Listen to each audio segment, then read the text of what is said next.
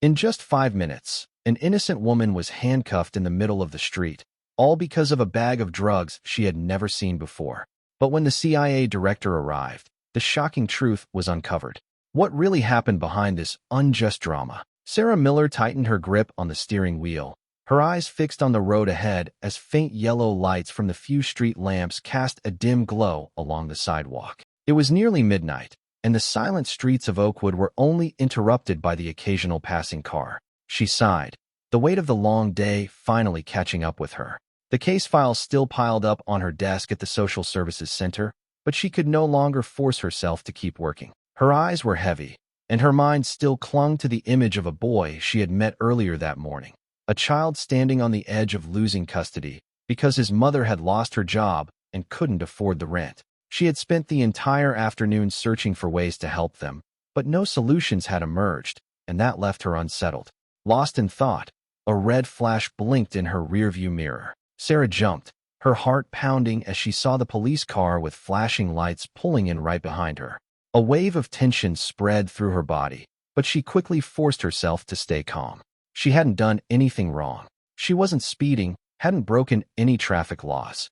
Taking a deep breath, Sarah flicked on her blinker and slowly pulled over to the side of the road. The police car came to a stop directly behind her, its headlights shining so brightly that the night around them seemed to be swallowed by a blinding white light. Sarah lowered her window, her hand resting on the steering wheel in a non-threatening manner. She knew the unwritten rules when a black person is stopped by the police in the dead of night. Don't move too quickly, don't act overly nervous, and always keep your hands in their line of sight. She swallowed hard, trying to keep her voice steady when the first officer approached. He was a tall man with a stern face, his hand hovering near his gun. His name tag reflected the headlights, Officer Davis. Standing slightly behind him was another officer, larger, with a sharp buzz cut. His name was Officer Vance. "Show me your papers," Officer Davis ordered, his voice cold and emotionless. Sarah slowly reached for her purse on the passenger seat, pulled out her driver's license and registration, and handed them to him without a word. He glanced over them briefly, raising an eyebrow, his cold gaze sweeping from her face down to the hand she had resting on the wheel. A long silence stretched, making Sarah uncomfortable, but she stayed silent, waiting for them to explain why they had stopped her. "Why am I being pulled over, officer?" Sarah asked, her tone calm but clear. Officer Davis smirked, his eyes seeming to challenge her. "Step out of the car," he commanded, his voice leaving no room for refusal. Sarah furrowed her brow, leaning forward slightly, trying to make out his expression in the dim glow of the streetlights. "What did I do wrong?" she asked, a growing sense of unease in her chest. Officer Davis didn't answer immediately. He stood there, staring at her for a long moment before issuing another command, this time with a sharper tone. "I said, step out of the car." A chill ran down Sarah's spine. She had never been in a situation like this before. Her instincts screamed that something wasn't right, but refusing the order would only make things worse. She swallowed the lump in her throat and slowly unbuckled her seatbelt, opened the door, and stepped out. The night air brushed her skin with a slight chill, but inside she felt a suffocating weight. Officer Vance had moved from his initial position and was now standing directly behind her, so close that she could feel his heavy breath on the back of her neck. "Put your hands on the hood," Officer Davis commanded. Sarah hesitated for a moment, but then complied. Waves of worry spread through her as she felt the two officers' eyes scanning her body. She knew that resisting could escalate things, but why were they making her step out of the car with no valid reason? Why did their gazes carry such disdain, as if they already assumed she was guilty? A click sounded as Officer Davis opened her car door and began to search inside. "Wait," Sarah turned around, her voice rising with anger. "You don't have a search warrant. This is my car. You can't." "Shut up, unless you want to be arrested right now," Officer Vance interrupted, his hand lightly brushing his gun, an unspoken threat. Sarah fell silent, fury boiling inside her chest. She hadn't done anything wrong, but standing in the middle of the deserted road with just her and two officers seemingly looking for an excuse to arrest her, Sarah realized that the truth isn't always heard. Maybe this time, she wouldn't have the chance to defend herself. Sarah stood frozen, her breath coming in heavy, uneven gasps as her eyes followed the officer's every move, watching him ransack her car. She wanted to scream, to shout, to demand an explanation for the absurdity of it all, but her instincts screamed at her that everything had already spiraled beyond control. The night air was thick with tension, and even the soft rustle of the wind seemed to carry the weight of impending danger. Outside, Officer Vance stood behind her, his gaze cold and sharp, like a predator waiting for the slightest misstep, just one false move to justify whatever he had planned. Sarah felt a chill seep deep into her bones, but it wasn't the cold night air. It was the sensation of dread that clung to her like a shadow. Officer Davis continued his search through the compartments of her car, tossing aside the floor mats, flipping open the glove box with ruthless precision. Each movement was deliberate, as if this was a game to him. The minutes stretched on endlessly, and Sarah felt her patience and resolve begin to crack under the mounting pressure. And then, just as she thought she might collapse under the weight of the uncertainty, Officer Davis's hand paused. A slow smirk spread across his face, his eyes gleaming with something darker. With an almost theatrical flourish, he reached down under the passenger seat and pulled out a small, transparent plastic bag. Inside was a powder, white, crystalline, and completely foreign to Sarah. It was like a slow-motion nightmare unfolding in front of her eyes. Sarah's blood ran cold, her heart hammering painfully in her chest as she stared at the bag, unable to comprehend what she was seeing. Well, what do we have here? Officer Davis's voice broke through her thoughts, smug and triumphant, as he held the bag aloft like a trophy, waving it in the air as though it were undeniable evidence of her guilt. Officer Vance, still standing behind Sarah, snorted in amusement, crossing his arms over his chest with an air of satisfaction. Possession of illegal substances, he mused, his tone dripping with condescension. Seems like you've got a lot to explain, sweetheart. No, that's not mine. I've never. Sarah's words caught in her throat, the panic rising like a tidal wave, choking her. Before she could process what was happening, Officer Vance's hand shot out, grabbing her arm with an iron grip. He twisted her wrist, forcing her to spin around, and Sarah stumbled, her legs giving way beneath her. Her breath caught in her throat as her body went rigid with shock. She didn't even have time to brace herself before Officer Vance wrenched her arm further back. The sharp crack of the handcuffs locking around her wrist was a sickening sound that made her stomach twist. The cold metal bit into her skin, cutting through the panic and disbelief that had overtaken her mind. Officer Davis stood there watching her struggle, his expression unmoving, almost bored. "You're under arrest for possession of illegal drugs and possibly trafficking," he announced, his tone flat and indifferent, as though reading a script he had memorized 1,000 times. The words hit Sarah like a punch to the gut, and for a moment, everything around her seemed to blur. She couldn't breathe. She couldn't think. The world had tilted on its axis, and everything she thought she knew about fairness, about justice, shattered in that instant. The cold night air that had been a subtle discomfort now seemed to press in on her, suffocating her as she stood there, her arms pinned behind her back, the weight of the handcuffs a constant reminder of her helplessness. Sarah's body trembled with a mixture of fear, anger, and disbelief. She had dedicated her life to helping those in need, to being a voice for the voiceless, and now here she was, being treated like a criminal. A few cars passed by, their headlights briefly illuminating the scene. A woman handcuffed, standing alone in the night, surrounded by 2 officers. Some drivers glanced over, their faces momentarily illuminated by the bright lights, but they kept driving. Pedestrians walked by, without a second glance, some murmuring quietly to each other, others giving only a passing look before turning away, as though they were used to seeing such things. Sarah's heart sank as the truth of it hit her. No one would stop. No one would intervene. No matter how loudly she screamed, no one would come to her aid. She was just another black woman handcuffed in the middle of the night, and to them, to the world around her, it wasn't anything extraordinary. It was just another story in the long list of tragedies that no one cared to notice. The officers didn't even seem to register the sheer absurdity of the situation as they casually continued their actions, treating Sarah as though she were the criminal. She felt something inside of her begin to crack. Was this really happening? Was this the world she was living in? The injustice of it all washed over her like a tidal wave. She was a good person. She had done nothing wrong. And yet, here she was, standing in the dark, trapped in a nightmare, her future uncertain, her voice stifled by a system that saw her as nothing more than a suspect, a target, a problem to be solved. Sarah's pulse raced, but there was nothing she could do. The officers would not listen, and the world seemed to have turned its back on her. She was alone, surrounded by the cold, unyielding presence of the law, and all she could do was wait for the next cruel twist in a night that had already taken everything from her. Sarah was shoved roughly into the cold metal chair in the interrogation room, her wrists still aching from the tightness of the handcuffs.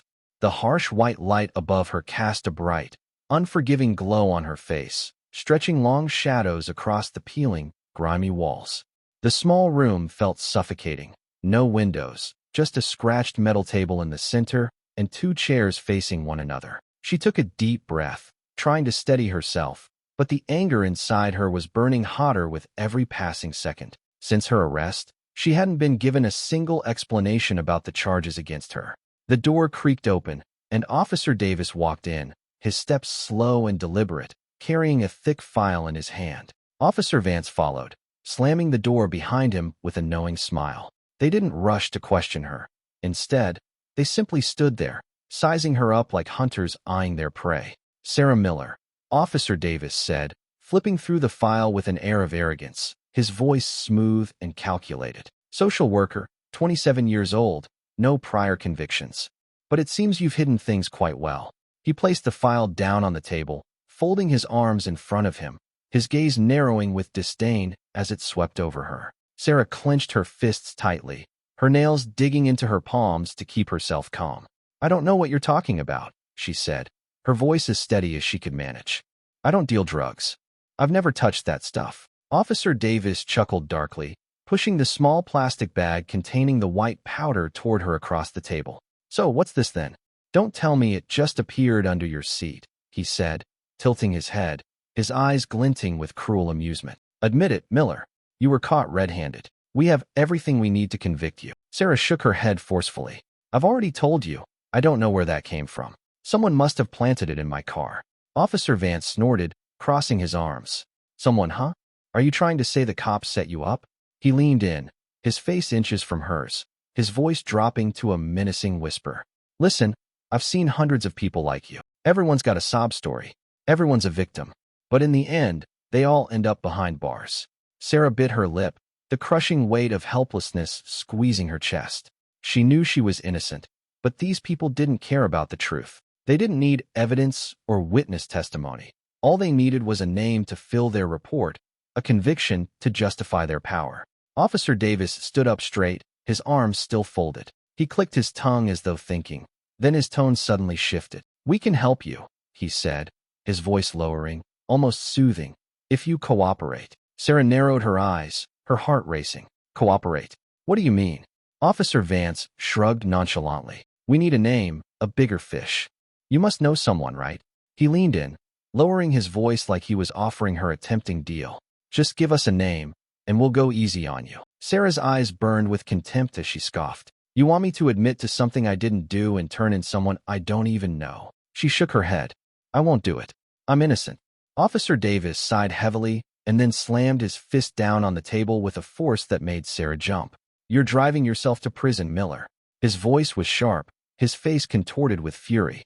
"If you think someone's going to come save you, forget it. No one gives a damn about a social worker who's dedicated to the community. You're just a number on our list." Sarah gritted her teeth, her hands balled into fists on her lap. She could feel the cold, oppressive atmosphere of the room bearing down on her, the suffocating weight of their attempts to break her spirit. But she wouldn't give in. She wouldn't let them dictate her fate so easily. "Go ahead, try," she said, meeting Officer Davis's gaze with defiance. "I have nothing to hide, but I won't let you make me a scapegoat." Officer Vance exchanged a look with Officer Davis, their eyes silently communicating something Sarah couldn't quite grasp. Officer Davis smirked, then stood up, shoving his chair back with a loud screech. "You'll regret this decision, Miller," he said coldly before turning to leave the room, leaving Sarah alone in the stark, empty space. The door slammed shut behind him. Sarah let out a shaky breath, her body relaxing slightly. She knew this was just the beginning. They wouldn't stop now. But no matter what they did, she wouldn't let fear control her. She would fight, by any means necessary. News of Sarah's arrest spread like wildfire, sparking outrage in the Oakwood community. Martha Miller, Sarah's mother, could hardly believe what she was hearing when a neighbor called to inform her that her daughter had been arrested for drug possession. Her heart clenched, the initial fear quickly turning into seething anger.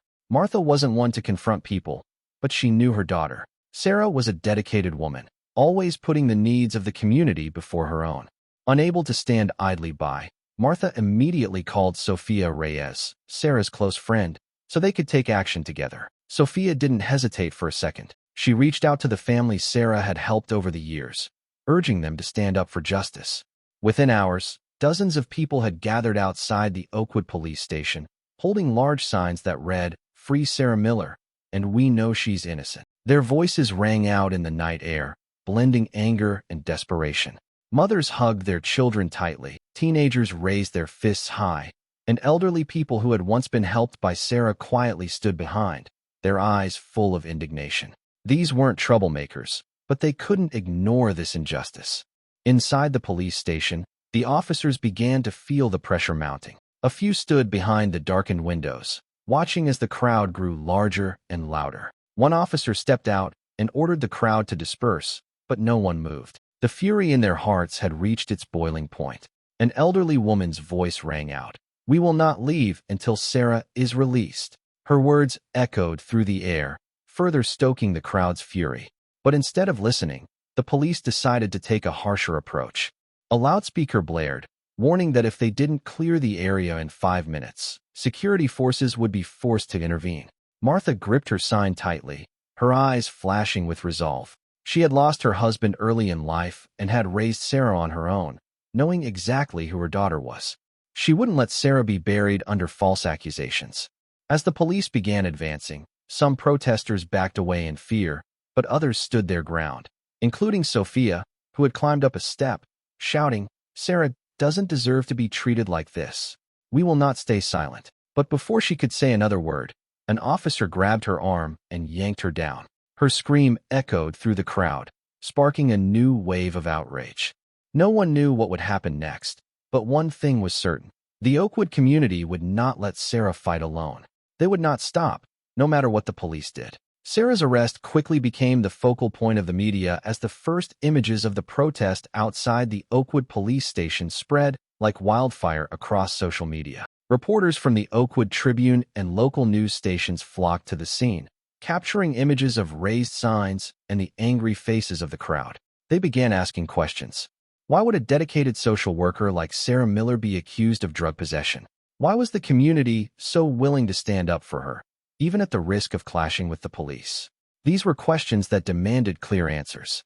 But instead, the Oakwood Police Department had other plans. Less than a day after Sarah's arrest, a police spokesperson held a press conference. Standing before the podium with a serious expression, he declared that Sarah Miller was not the upstanding social worker people believed her to be. According to him, she was linked to an underground drug trafficking ring operating in the area, and her arrest was the result of a months-long investigation. He insisted the police had solid evidence, including witness testimony and illicit transactions involving Sarah. The room fell silent for a moment before a reporter from the Oakwood Tribune stood up. "Can you provide any concrete evidence to back up these allegations?" she asked, her tone sharp. The spokesperson hesitated slightly before offering a vague response about internal investigation documents that could not be made public due to security concerns. Another reporter chimed in. "Then why are dozens of people from the community speaking out in her defense? How could a woman who dedicated her career to helping children be involved in a drug trafficking operation?" The spokesperson cleared his throat, his gaze sweeping the room as if searching for an escape. "We understand there are strong emotions surrounding this case, but the truth is Sarah Miller is not who you think she is. We urge the public to remain patient while the legal system does its work." He attempted to wrap up the press conference quickly, but the questions continued to pour in. Soon after, the media divided into two conflicting opinions. Some national news outlets ran headlines echoing the police statement. "Social worker hides her true identity. A key player in drug trafficking ring exposed." Meanwhile, independent news outlets and investigative reporters raised doubts, questioning, is the Sarah Miller case a dirty conspiracy by Oakwood police? Meanwhile, Martha Miller and Sofia Reyes sat in the cramped living room, watching everything unfold on the TV screen.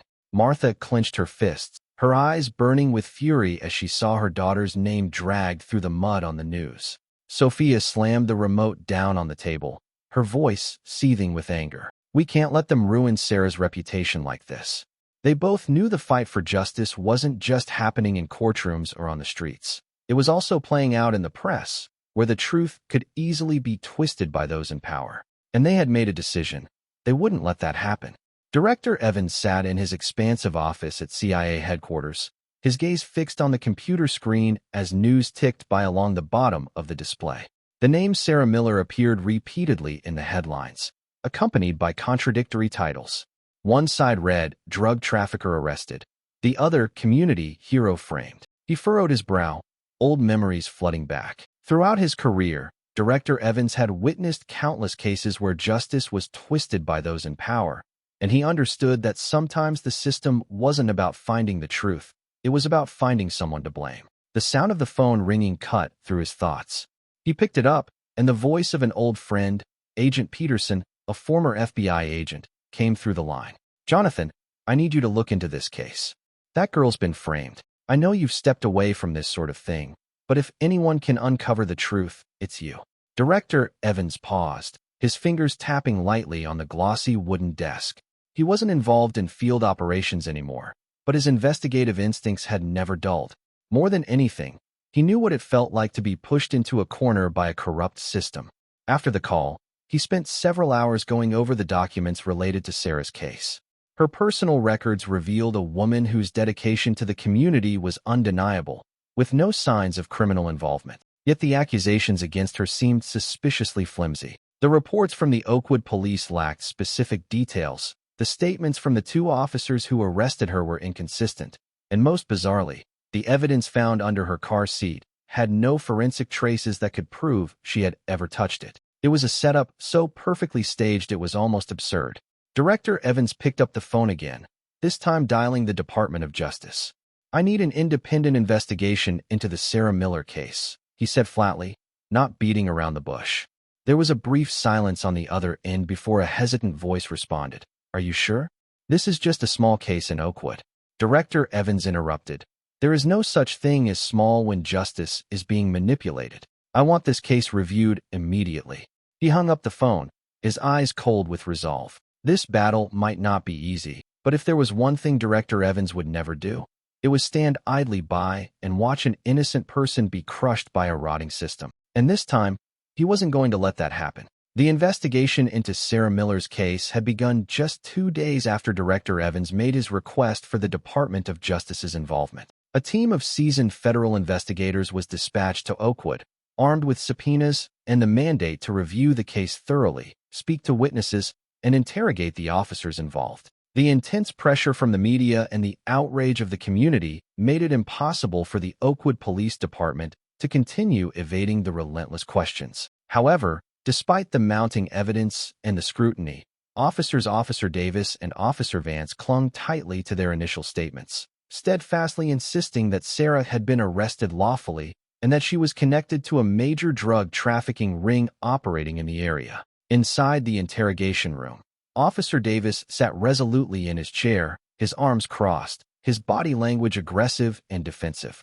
His eyes were hard, unwavering, as he met the gaze of Department of Justice Investigator Hayes. "We were just doing our jobs," Officer Davis declared, his voice gruff and dismissive. "She had drugs in her car. That's the bottom line." Investigator Hayes wasn't fazed. She knew how to read between the lines. She slid a thick file across the table, placing it deliberately in front of him. "These are records of your previous arrests, Officer Davis," she said quietly, but her voice was full of authority. "Each of them involves black individuals, all with the same exact pattern. Drugs found in their cars, no independent witnesses, no valid forensic evidence. And in each case, the story stays the same." She paused for a moment, letting the weight of her words sink in. "Do you want to tell me about that?" Officer Davis glanced down at the file, his fingers tapping on the edge nervously.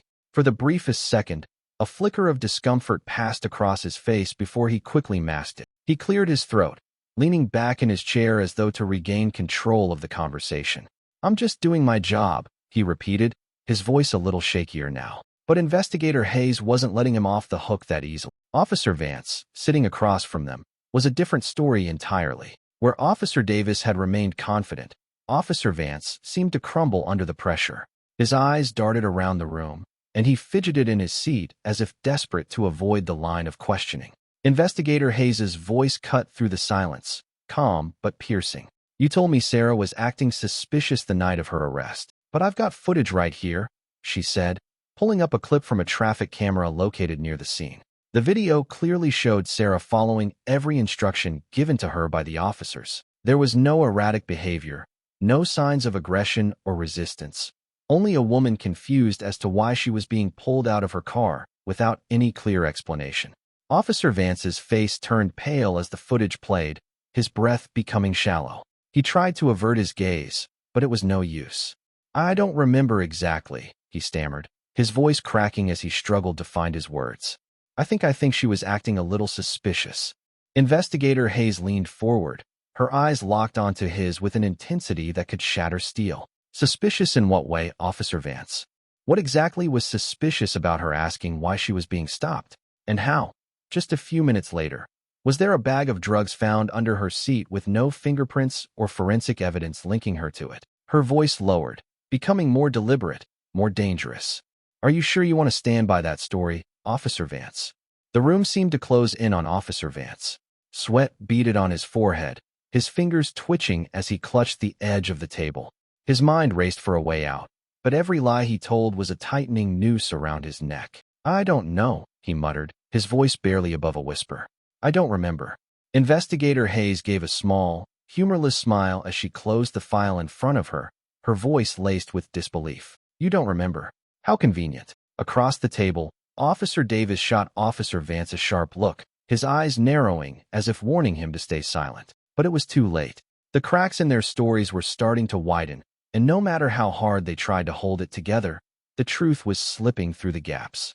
Outside the interrogation room, Director Evans stood with his arms crossed, watching through the one-way mirror. His keen eyes had been trained to recognize the subtle signs of doubt, the tension that crept into a person's body language when they were on the edge of breaking. And he could see it clearly now. Officer Vance was on the verge of cracking. He knew it, and Investigator Hayes knew it. All it would take was one more push, one more piece of evidence to break through the wall of lies, and the truth would come flooding out. Director Evans's eyes narrowed. He could feel the tide turning. Once Officer Vance broke, once Officer Davis's facade crumbled, there would be no going back for them. And when that happened, there would be no escape for the people who had abused their power. The battle for Sarah's innocence was far from over, but Director Evans knew this was the turning point. The pieces were falling into place, and the truth would soon be laid bare for all to see. And when that moment came, there would be no turning back. The day of Sarah Miller's trial arrived, and the tension in the courtroom was palpable.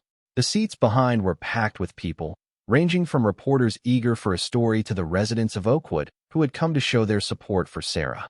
In the front row, Martha Miller tightly gripped her daughter's hand before Sarah was led into the defendant's area. Sophia Reyes sat beside her, her eyes blazing with intensity as she cast a sharp glance toward the two officers seated in the witness area. Officer Davis and Officer Vance sat rigidly, their faces impassive, confident that the system would protect them as it had for those who abused their power in the past. Prosecutor Stevens, known for his toughness and his unwavering defense of law enforcement, stepped up to the podium and began the trial with a commanding speech. "Ladies and gentlemen of the jury," he said, his voice deep and measured, "today we are not just trying a simple drug possession case. We are part of a larger battle against organized crime." He paused, glancing briefly at Sarah before continuing. "The defendant, Sarah Miller, has used the guise of a social worker to conceal her illegal activities. Evidence shows that she has been transporting and distributing drugs right within the community she pretended to protect." Sarah clenched her hands, trying to stay calm as the lies flowed smoothly from his lips. She could feel her mother's gaze from behind, filled with worry and helplessness. In front of her, the jury sat quietly, observing every subtle movement. Who would they believe? A powerful prosecutor and two seasoned officers, or a young woman who had nothing to her name but her reputation for integrity? Prosecutor Stevens continued to present his evidence. Pictures of the drug bag found in Sarah's car were displayed on the large screen. Some text messages, cut and twisted from her phone, were presented to suggest she had connections to drug dealers, even though none of the messages explicitly pointed to criminal activity. He then called Officer Davis to the witness stand. Officer Davis walked up with confidence, his calm eyes surveying the jury. "My colleague and I conducted a routine traffic stop," he said in a steady tone. "But when I looked into the defendant's car, I noticed she was acting nervous and uncooperative. Therefore, we had to conduct a more thorough search, and that's when we discovered the drugs."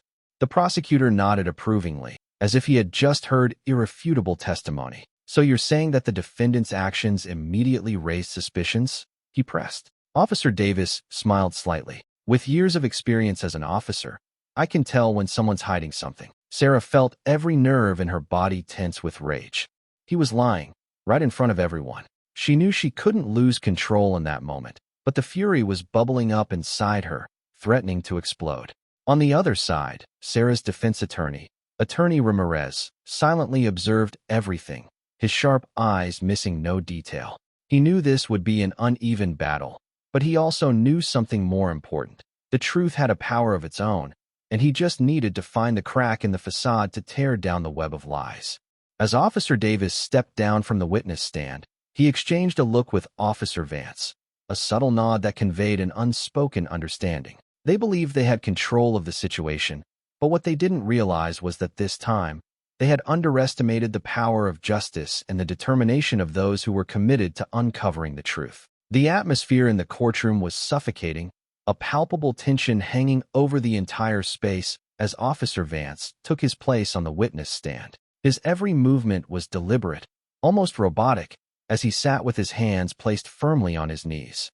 His eyes quickly scanned the jury before locking on Officer Davis. The latter, still sitting in his seat, remained unervingly calm, an almost imperceptible smirk on his face. Officer Vance, however, wasn't his usual self. There was something different about him now, an unease that rippled beneath the surface of his composure. He looked like a man who was caught in a storm of guilt, uncertainty, and fear, uncertain about whether he could continue living the lie he had built or if the truth was finally going to break through. Prosecutor Stevens stood up, taking a slow, purposeful step toward Officer Vance. "Officer Vance," he began, his voice a mixture of authority and control. "Can you please confirm your previous testimony?" For a moment, Officer Vance hesitated, his gaze flicking to Officer Davis, who was still sitting confidently, as though he believed the situation was under control. Then, taking a deep breath, Officer Vance's voice cracked slightly, but it was still clear enough for everyone to hear. "I can't keep lying anymore." A sudden ripple of shock swept through the room.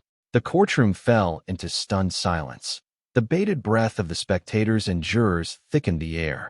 The room seemed to freeze, as if everyone was holding their collective breath, unsure of what would happen next. The whispers started almost immediately. Some jurors raised eyebrows in disbelief. Others exchanged knowing glances. Reporters leaned in closer, their fingers trembling on their notepads. This was no ordinary trial anymore. This was the turning point.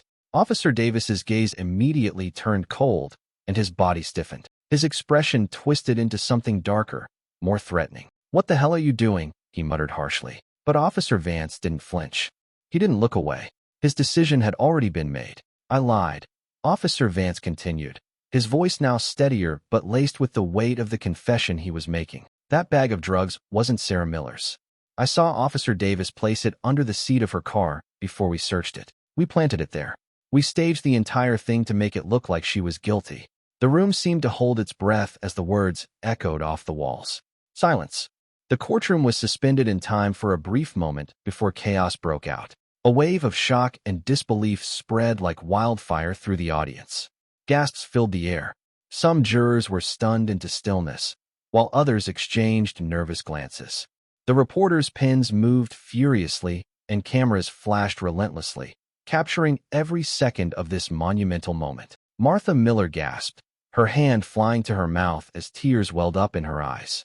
Sophia Reyes, sitting beside her, stood frozen for a moment, her eyes wide in disbelief, her hand clutching her throat as she tried to process what had just been said. Prosecutor Stevens, visibly flustered, stumbled forward. He hadn't prepared for this. "You're saying you're claiming that Sarah Miller's arrest was a setup?" he asked, his voice unsteady, struggling to regain control of the situation. Officer Vance nodded, his fist clenching tightly in his lap. Not just her. We've done this before. Many times. With people who didn't have a way to fight back. They were all people of color, people the system can easily overlook and sweep aside. The impact of his words sent a shudder through the courtroom. Sarah felt her chest tighten as everything she had fought for, everything she had hoped for, suddenly seemed possible. She had known she was innocent, but never in her wildest dreams had she imagined that the truth would come out like this, so suddenly, so dramatically, so publicly. She looked at Officer Vance, the man who had just made this startling confession, realizing that in his moment of guilt, he had unknowingly saved her life. But at the same time, he had destroyed his own. Officer Davis, his face now ghostly pale, jumped up from his seat, his eyes filled with rage. "This is a scam. He's lying. He's just trying to save his own ass," he shouted, his voice cracking with fury. But it was already too late. The judge's gavel came down with a sharp, decisive crack. "Order in the court," the judge barked. Security rushed toward Officer Davis, ready to intervene, anticipating a violent outburst. Sarah could hardly believe what she was hearing. Everything had been turned upside down in an instant. For the first time, she felt hope surge through her chest, mingling with the disbelief that still held her tightly. The weight of the last few days, weeks of fear and uncertainty, was suddenly lifting. But as she stared at Officer Vance, she realized that for him, there would be no easy way out of the web of lies he had helped weave. Director Evans, sitting quietly in the back row of the spectators, leaned forward just slightly. He could see it clearly now, the moment the system, which had seemed so unshakable, began to fracture. This was the turning point, the moment the truth could no longer be buried. Director Evans knew that this was just the beginning, but it was also the moment everything started to fall apart for those who had used their power to crush Sarah. Officer Davis, his face twisted with fury and panic, continued to try to shout, to claim his innocence, but no one was listening. "You're wrong. This is all a lie. He's lying to cover himself." His voice was growing desperate, but it fell on deaf ears. Two officers approached him, their hands locking onto his arms with a firmness that silenced him. This time, it wasn't Officer Davis who was in control. It was him being cuffed and taken away. It was the moment a corrupt officer became a criminal. With a single confession, the entire case had turned upside down. Sarah, once a supposed criminal, had been revealed as the victim of one of the most profound abuses of power Oakwood had ever seen. And those responsible for orchestrating this injustice now had nowhere to hide.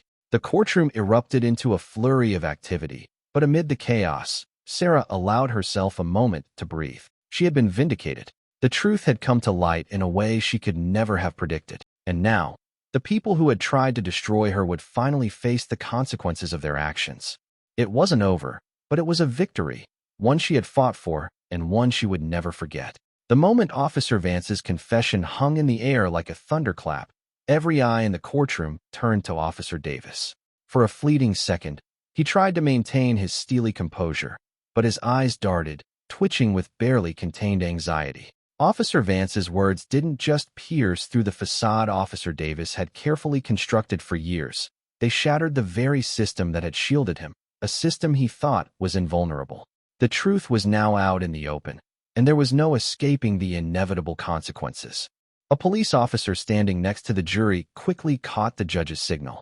Without giving Officer Davis a chance to react, he unholstered the handcuffs from his belt and moved toward him with purposeful steps. "Officer Davis, you are under arrest for evidence tampering, abuse of power, and gross professional misconduct," the officer declared, his voice firm and unwavering. Officer Davis leaped to his feet, his chair clattering backward with a loud crash.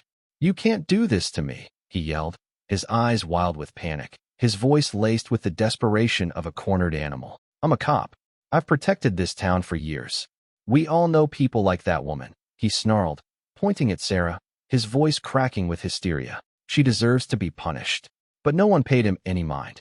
Another officer swiftly approached from behind, restraining him with a force that snapped his arm behind his back. The unmistakable click of the handcuffs echoed in the silent room, a sound as final as a gavel striking down, signaling the end of an era of corruption. From the back row, Martha Miller clutched her mouth, tears streaming down her face uncontrollably. But this time, The tears were not of sorrow. They were tears of relief. Sophia grasped her hand tightly, squeezing it as if to confirm that at long last, justice had been served. Sarah remained seated, her silence speaking volumes. She stared at Officer Davis as he was dragged away from the courtroom, but there was no fear, no desperation in her gaze, only quiet resolve and an odd sense of peace. She had fought not just for herself, but for all those who had suffered at the hands of a system built to oppress. Officer Davis was pulled through the corridor where a swarm of reporters had gathered, their cameras flashing incessantly. His face was twisted in anger and humiliation, but nothing could change his fate now. From a man who had once held the power to destroy lives, he was now reduced to a criminal, exposed for all the world to see. His past, his authority, his control, everything was gone. The prison doors were wide open, waiting for him to step inside. This was the moment Sarah had fought for, the moment justice had finally pierced through the lies, the corruption, and the abuse of power. And as Officer Davis was led away, the door to the future, one of truth and accountability, swung wide open. The sound of the judge's gavel resonated throughout the courtroom, signaling the finality of the moment. The air grew thick with tension, and for a heartbeat, the entire room stood frozen in anticipation.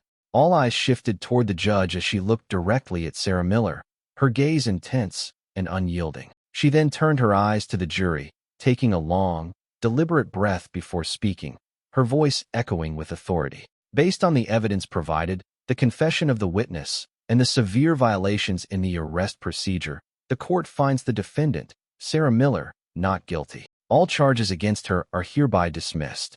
In an instant, the courtroom erupted into chaos.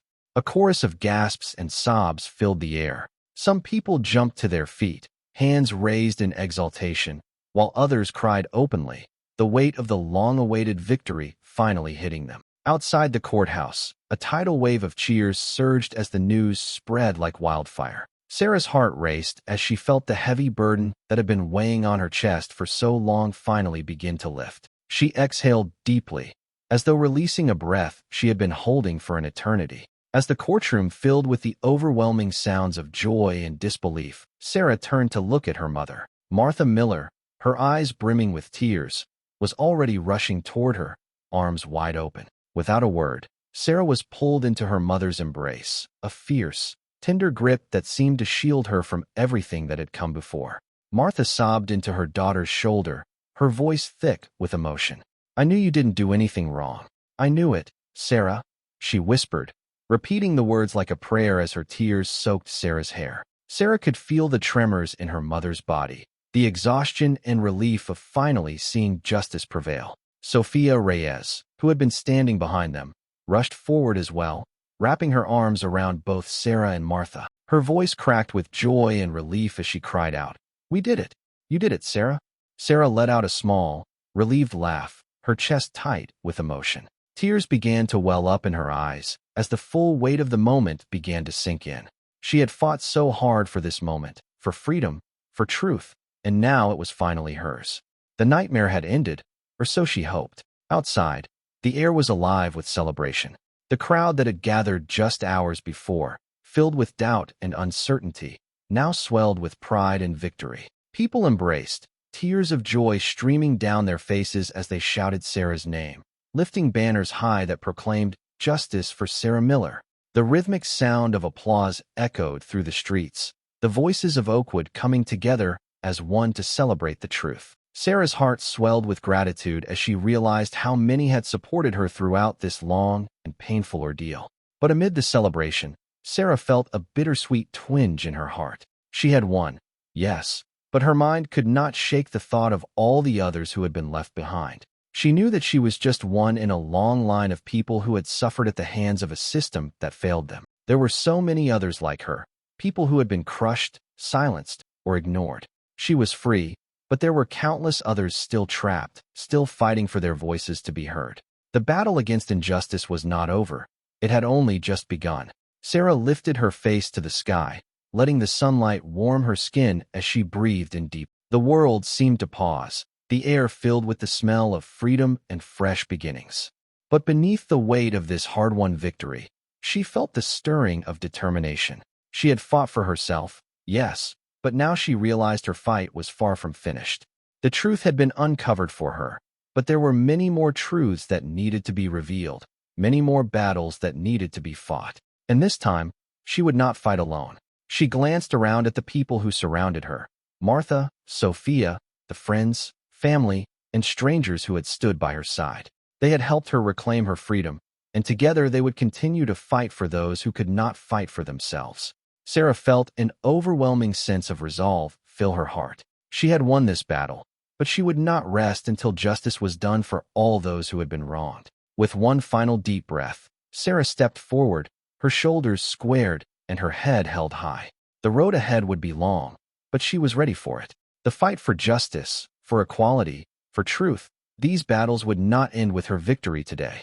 No, this was just the beginning, and Sarah Miller was prepared to lead the charge. Sarah Miller stepped out of the courthouse with a feeling she had never experienced before: freedom, but not entirely relief. She had won justice for herself, but the memories of the days spent in captivity, the harsh interrogations, and the false accusations still burned in her mind. She knew that if she could be framed so easily, how many others out there were suffering the same fate with no one standing up for them? That thought kept her from simply returning to her old life, as if nothing had happened. Less than a week after being exonerated, Sarah received an offer from the Oakwood Police Oversight Board, a newly established body tasked with investigating cases of police misconduct and overseeing policies to ensure fairness. Some members of the board believed that no one was better suited than Sarah to represent those who had been victims of the system. At first, Sarah hesitated. She wasn't sure if she could face those painful memories every day. But then she remembered everything she had been through, the people who had stood up for her, and most importantly, the victims who still hadn't had a chance to be heard. On her first day with the board, she walked into the large conference room where stacks of files were piled high on the table. Each file represented a life affected by abuse of power and injustice. The other members looked at her with respect, but Sarah knew that this work wouldn't be easy. She would have to face the very forces that had once tried to lock her away, the people who didn't want to see change. But she wasn't afraid. If there was one thing she had learned from what she had endured, it was the power of resilience and justice. As the first meeting ended, Sarah sat alone in the room, flipping through a file about a man who had been arrested without clear evidence, another case eerily similar to her own. She closed her eyes, taking a deep breath, and then opened a blank page. Her pen hovered over it for a moment before she began to write. Her fight was not over, and this time, she would be the one carrying the torch for those who didn't have a voice. Her mind flashed back to the day she had been framed, the fear she felt, the uncertainty that had gripped her every moment. But now, as she sat in that room, her resolve was stronger than ever. She wasn't just fighting for herself anymore. She was fighting for those who had been silenced, for those who had been denied justice simply because they didn't have the power or the resources to fight back. Sarah had come to understand that the true meaning of freedom wasn't just about escaping injustice. It was about using that freedom to make a difference. She could no longer stand by and watch others suffer the same fate. And as she held the pen in her hand, she knew that this was just the beginning. Her voice would be heard, not just for herself, but for everyone who had ever been wronged by the system. With every case she would take on, Sarah would fight not only for justice, but for the kind of world where no one would have to endure what she had. The road ahead was uncertain, but Sarah was no longer afraid. The fight for justice, for equality, for truth would be hers to lead, and this time, she wouldn't be walking alone. In the months following Sarah Miller's exoneration, her case became the focal point of intense discussions about abuse of power within the justice system. The media continued to cover the story extensively, with major television networks producing in-depth reports on how people like Sarah were trampled by a system that was designed to protect the powerful, not the powerless. But more importantly, the case ignited a wave of resistance. The people of Oakwood, who had once quietly endured injustice, now had every reason to speak out and demand change. Human rights organizations joined the fight, calling for the overhaul of policies governing police force control. Protests initially sparked by Sarah's case spread to other cities, where thousands of individuals who had suffered wrongful convictions found their voices. Some police officers were investigated, several high-ranking officials resigned, and oversight of police conduct was tightened more than ever before. Yet amid all the changes, Sarah understood that this wasn't just about her. She wasn't the only one who had been falsely accused. She wasn't the only one who had been treated as guilty without ever committing a crime. Her case was just one of many stories that remained hidden, and only when people were willing to rise up would the system truly begin to change. One evening, as Sarah sat in her small apartment looking out over the city skyline through her window, she found herself reflecting on everything that had happened. She had lost so much: her freedom, her reputation, and nearly her future. But she also realized that she had gained so much more: a voice, a purpose, and most importantly, the belief that justice still existed. It might come late, it might be distorted, but when enough people were willing to fight for it, the truth would eventually surface. And that was the greatest lesson she had learned. Sarah stood up, walked over to her desk, opened her laptop, and began to type, not about the past, but about the future. A future where people like her would never have to fear the system again. A future where justice would no longer be a luxury reserved for the powerful. And she knew, deep down, that this was just the beginning. The fight for justice for those who had been wronged would continue, because Sarah wasn't alone, and she would never stop fighting for the truth. What happened to Sarah Miller was not just a personal story, but a powerful reminder of the injustice that still persists in society. Yet from the darkness of despair, a light ignited, a light of courage, truth, and people willing to stand up to protect justice. Sarah's story proves that even when everything seems to be working against you, you can still fight, because justice isn't something that happens naturally, it's something we must fight for. In life, there will be moments when you find yourself in unjust situations, where your voice is silenced, where people judge you before you even have a chance to defend yourself. But remember, silence is never an option. You don't need great power or authority to change the world. You just need the courage to speak the truth, and others will listen and stand with you. Like Sarah, stand firm with the truth, even when it makes you feel isolated. Believe in your own worth, even when the world tries to tear you down. And never stop fighting, because even the smallest voice can spark a storm of change. Justice may be delayed, but it cannot be extinguished. The truth may be temporarily twisted, but it will always triumph in the end. Change doesn't come from those with power, but from those who dare to confront it. Remember, you are not alone, and sometimes all you need to do is stand up. Thank you all for staying until the end of this powerful story. Sarah's journey was not just about her fight for justice, but a reflection of the struggles that many people face every single day. Her story is a reminder that even in the face of injustice, courage and resilience can lead to change. If this story moved you, if it made you think, and if it made you believe in the power of truth, then I invite you to be a part of this journey. Subscribe to the channel to hear more stories that uncover hidden truths, expose injustice, and inspire change. Your support means the world, and together we can shine a light on the stories that need to be told. Hit that subscribe button and turn on notifications so you never miss a powerful story like this one. Thank you for watching, and see you in the next.